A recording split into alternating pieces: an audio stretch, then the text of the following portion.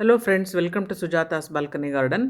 ಬನ್ನಿ ಇವತ್ತು ನನ್ನ ಹೈಬಿಸ್ಕಸ್ ಪ್ಲ್ಯಾಂಟ್ಗಳಿಗೆ ಯಾವ ರೀತಿ 15 ಡೇಸ್ ಒನ್ಸ್ ಕೊಡೋವಂಥ ಫರ್ಟಿಲೈಸರ್ಸಲ್ಲಿ ಇವತ್ತು ಯಾವುದು ಫರ್ಟಿಲೈಸರ್ನ ನಾನು ಕೊಡ್ತಾ ಇದ್ದೀನಿ ಅಂತ ನೋಡೋಣ. ಇವತ್ತು ನಾನು ಕೊಡ್ತಾ ಇರೋದು ಎಗ್ಶೆಲ್ ಪೌಡರ್ ಮತ್ತು ಎಪ್ಸಮ್ ಸಾಲ್ಟ್ ಎರಡು ಕಾಂಬಿನೇಷನ್ ಮಾಡಿ ನಾನು ಹೈಬಿಸ್ಕಸ್ ಪ್ಲ್ಯಾಂಟ್ಸ್ಗಳಿಗೆ ಕೊಡ್ತಾ ಇದ್ದೀನಿ. ಎರಡರಲ್ಲೂ ಡಿಫ್ರೆಂಟ್ ನ್ಯೂಟ್ರಿಯೆಂಟ್ಸ್ ಇರೋದ್ರಿಂದ ಯಾವುದೇ ರೀತಿ ಸೈಡ್ ಎಫೆಕ್ಟ್ಸ್ ಗಿಡದ ಮೇಲೆ ಆಗೋದಿಲ್ಲ. ಎರಡೂ ಆರ್ಗ್ಯಾನಿಕ್ ಫರ್ಟಿಲೈಸರ್ಸ್ ಆಗಿರೋದ್ರಿಂದ ಗಿಡದ ಓವರಾಲ್ ಗ್ರೋತ್ಗೆ ಎರಡೂ ಸಪೋರ್ಟ್ ಮಾಡುತ್ತೆ. ಆ್ಯಸ್ ಯೂಶ್ವಲ್ ವೀಕ್ಲಿ ಒನ್ಸ್ ನಾನು ನೀಮ್ ಆಯಿಲ್ ಸ್ಪ್ರೇ ಮಾಡ್ಕೊಳ್ಳೋದನ್ನು ಸಂಡೇಸ್ ಇಟ್ಕೊಂಡಿರ್ತೀನಿ. ಸೊ ನೀಮ್ ಆಯಿಲ್ ಸ್ಪ್ರೇ ಮಾಡ್ತಾಯಿದ್ದೀನಿ. ಇದು ರುಟೀನಾಗಿ ಇಟ್ಕೊಳ್ಬೇಕು. Weekly once neem oil spray is must. ನೀವು ಎಷ್ಟೇ ಸ್ಪ್ರೇ ಮಾಡಿದ್ರೂ ಗಿಡಗಳಲ್ಲಿ ಅಪಿಡ್ಸ್ ಅಟ್ಯಾಕ್ ಇದ್ದೇ ಇರುತ್ತೆ. ಸಮ್ಮರ್ ಆಗಿರೋದ್ರಿಂದ ನಾವು ಯಾವಾಗ್ಲೂ ನೀಮ್ ಆಯಿಲ್ ಸ್ಪ್ರೇ ಮಾಡ್ತಾನೆ ಇರಬೇಕಾಗತ್ತೆ.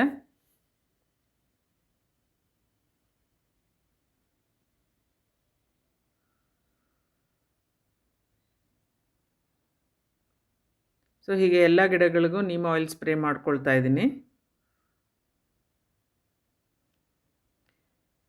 ನೀಮ್ ಆಯಿಲ್ ಸ್ಪ್ರೇ ಮಾಡೋ ದಿವಸ ನಾನು ವಾಟ್ರಿಂಗ್ ಮಾಡೋದಿಲ್ಲ ಗಿಡಗಳಿಗೆ, ಹಾಗೆ ಬಿಟ್ಕೊಂಡಿರ್ತೀನಿ. ಹಿಂದಿನ ದಿವಸನೇ ಮಾಡ್ಕೊಂಡು ಬಿಟ್ಟಿರ್ತೀನಿ. ಸೊ ಅವತ್ತು ಮಾತ್ರ ನೀಮ್ ಆಯಿಲ್ ಸ್ಪ್ರೇ ಮತ್ತು ಗಿಡಕ್ಕೆ ಫರ್ಟಿಲೈಸರ್ ಕೊಡೋದನ್ನು ಇಟ್ಕೊಂಡಿರ್ತೀನಿ ಕೆಲಸಗಳನ್ನ.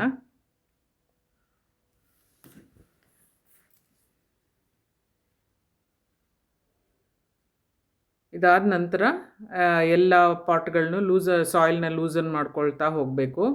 ಯಾವುದೇ ಫರ್ಟಿಲೈಸರ್ಸ್ನ ಕೊಡೋದಕ್ಕೆ ಮುಂಚೆ ಸಾಯಿಲ್ನ ಲೂಸ್ ಮಾಡಿಕೊಂಡೇ ನಾವು ಫರ್ಟಿಲೈಸರ್ಸ್ನ ಕೊಟ್ಕೊಳ್ಬೇಕಾಗತ್ತೆ. ಯಾಕೆ ಅಂತ ಅಂದರೆ ರೂಟ್ಸ್ ತನಕ ಅದು ಗಿಡಗಳ ರೂಟ್ಸ್ ತನಕ ಅದು ನಾವು ಕೊಡೋ ಫರ್ಟಿಲೈಸರ್ ರೀಚ್ ಆಗಬೇಕು ಅಂತ ಅಂದರೆ ಸಾಯಿಲ್ನ ಲೂಸ್ ಮಾಡಿಕೊಂಡೇ ನಾವು ಕೊಡಬೇಕು. ಆಗಲೇ ಒಂದು ಒಳ್ಳೆ ರಿಸಲ್ಟ್ಸ್ ಅದರಿಂದ ನಮಗೆ ಸಿಗೋದಕ್ಕಾಗೋದು.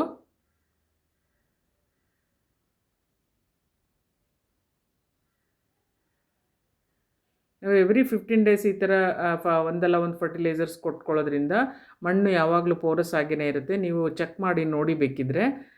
ನಾವು ಅದನ್ನೇ ರೂಟೀನಾಗಿ ಇಟ್ಕೊಂಡು ಕೊಟ್ಕೋತಾ ಹೋದರೆ ಆರ್ಗ್ಯಾನಿಕ್ ಫರ್ಟಿಲೈಸರ್ಸ್ನ, ಇಲ್ಲ ಬನಾನಾ ಪೀಲ್ ಫರ್ಟಿಲೈಸರ್ ಆಗಿರ್ಬೋದು, ಆನಿಯನ್ ಪೀಲ್ ಫರ್ಟಿಲೈಸರ್ ಆಗಿರ್ಬೋದು, ಯಾವುದಾದ್ರೂ ಒಂದು ನಾವು ಕೌಡಂಗ್ ಫರ್ಟಿಲೈಸರ್ ಆಗಿರ್ಬೋದು ಕೊಡ್ತಾ ಹೋದರೆ ನೋಡಿ, ಈ ನನ್ನ ಪಾಟಲ್ಲಿ ನೀವು ನೋಡ್ತಾ ಇರ್ಬೋದು ಎಷ್ಟು ಪೋರಸ್ ಆಗಿದೆ ಸಾಯಿಲ್ ಅಂತ ನೀವು ನೋಡ್ತಾ ಇರ್ಬೋದು. ಹಾಗೆ ಪೋರಸ್ ಆಗಿದ್ರೆ ಹೈಬಿಸ್ಕಸ್ ಪ್ಲ್ಯಾಂಟ್ಸ್ಗಳು ತುಂಬ ಹೆಲ್ದಿಯಾಗಿ ಗ್ರೋ ಆಗುತ್ತೆ.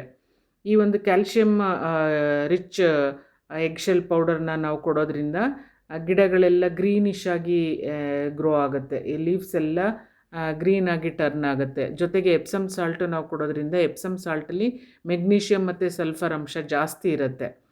ಸೊ ಇದೆರಡೂ ಗಿಡದ ಓವರಾಲ್ ಡೆವಲಪ್ಮೆಂಟ್ಗೆ ಸಪೋರ್ಟ್ ಮಾಡುತ್ತೆ. ಮತ್ತು ಲೀಫ್ ಎಲ್ಲ ಗ್ರೀನಾಗಿ ಟರ್ನ್ ಆಗೋದಕ್ಕೆ ಎಪ್ಸಮ್ ಸಾಲ್ಟ್ ತುಂಬ ಸಪೋರ್ಟ್ ಮಾಡುತ್ತೆ. ಮತ್ತು ಸ್ಟ್ರೆಸ್ಸಲ್ಲಿರೋ ಪ್ಲ್ಯಾಂಟ್ಗಳನ್ನ ಹೊರಗೆ ತರೋದಕ್ಕೂ ಎಪ್ಸಮ್ ಸಾಲ್ಟ್ ತುಂಬ ಹೆಲ್ಪ್ ಮಾಡುತ್ತೆ.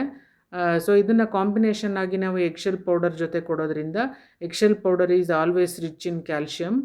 ಸೊ ಗಿಡಕ್ಕೆ ತುಂಬ ಅವಶ್ಯಕತೆ ಇರುತ್ತೆ. ನಾವು ಪಾಟಲ್ಲಿ ಬೆಳೆಯೋ ಅಂತಹ ಗಿಡಗಳಿಗೆ ಕ್ಯಾಲ್ಶಿಯಮ್ನ ಅವಶ್ಯಕತೆ ತುಂಬ ಇರುತ್ತೆ. ಸೊ ನಾವು ಆವಾಗ ಈ ಥರ ಫರ್ಟಿಲೈಸರ್ಸ್ನ ಕಾಂಬಿನೇಷನ್ ಆಗಿ ಕೊಡೋದ್ರಿಂದ ಎಲ್ಲ ನ್ಯೂಟ್ರಿಯೆಂಟ್ಸನ್ನು ಗಿಡಕ್ಕೆ ಸಿಗ್ತಾ ಹೋಗೋದ್ರಿಂದ ಹೆವಿ ಬ್ಲೂಮಿಂಗಲ್ಲಿ ಅದು ತುಂಬ ಹೆಲ್ಪ್ ಮಾಡುತ್ತೆ. ನಾನು ಇವಾಗ ಪ್ರೂನಿಂಗ್ ಮಾಡಿರೋದ್ರಿಂದ ಗಿಡಗಳೆಲ್ಲ ಚಿಗುರ್ತಾ ಇದೆ.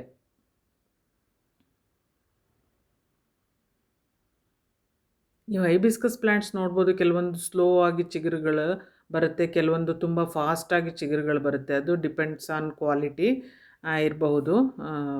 ಕೆಲವೊಂದು ಪಾಟಲ್ಲಿ ಹಾಕೋ ಯೋಗ್ಯವಾದ ಪ್ಲ್ಯಾಂಟ್ಗಳಿರುತ್ತೆ, ಕೆಲವೊಂದು ನೆಲದಲ್ಲಿ ಬೆಳೆಯುವಂಥ ತುಂಬ ದೊಡ್ಡದಾಗಿ ಬೆಳೆಯುವಂಥ ಪ್ಲ್ಯಾಂಟ್ಸ್ ಇರುತ್ತೆ. ಹೈಬಿಸ್ಕಸಲ್ಲೂ ತುಂಬ ವೆರೈಟೀಸ್ ಬರುತ್ತೆ.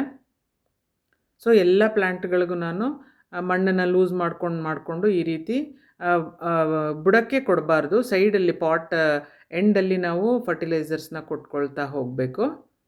ಕೊಟ್ಕೊಂಡು ಅದನ್ನು ಮಣ್ಣು ಜೊತೆ ಚೆನ್ನಾಗಿ ಮಿಕ್ಸ್ ಮಾಡಿಬಿಟ್ರೆ ಅದು ರೂಟ್ ತನಕ ಹೋಗ್ಬಿಟ್ಟು ರೀಚ್ ಆಗಿಬಿಟ್ಟು ಒಳ್ಳೆ ರಿಸಲ್ಟ್ಸ್ ತಕ್ಷಣವೇ ಕೊಡೋಕ್ಕೆ ಶುರುವಾಗುತ್ತೆ. ಪ್ರತಿಯೊಂದು ಫರ್ಟಿಲೈಸರ್ಸ್ನ ನಾವು 15 ಡೇಸ್ ಒನ್ಸ್ ಕೊಡುವಾಗ ಈ ರೀತಿಯೇ ನಾವು ಕೊಟ್ಕೊಳ್ಬೇಕು. ಸೊ ಆವಾಗ ಮಾತ್ರ ಒಳ್ಳೆ ರಿಸಲ್ಟ್ಸ್ ನಮಗೆ ಸಿಗುತ್ತೆ.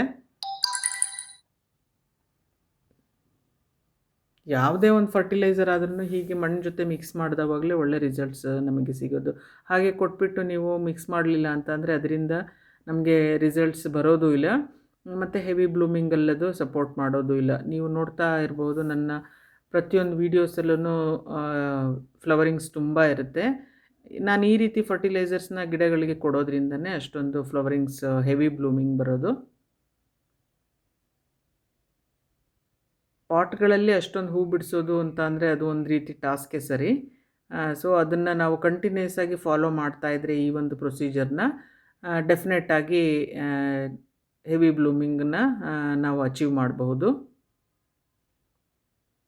ನನ್ನ ಜೊತೆನೇ ನೀವೂ ಇದೇ ರೀತಿ ನಾನು ಕೊಡೋ ರೀತಿಯೇ ನೀವು ಫರ್ಟಿಲೈಸರ್ಸ್ನ ಎವ್ರಿ 15 ಡೇಸ್ ಕೊಟ್ಕೊಳ್ತಾ ಹೋಗಿ ನೋಡಿ ರಿಸಲ್ಟ್ಸ್ ಹೇಗೆ ಬರುತ್ತೆ ಅಂತ ನೀವೂ ಚೆಕ್ ಮಾಡಬಹುದು.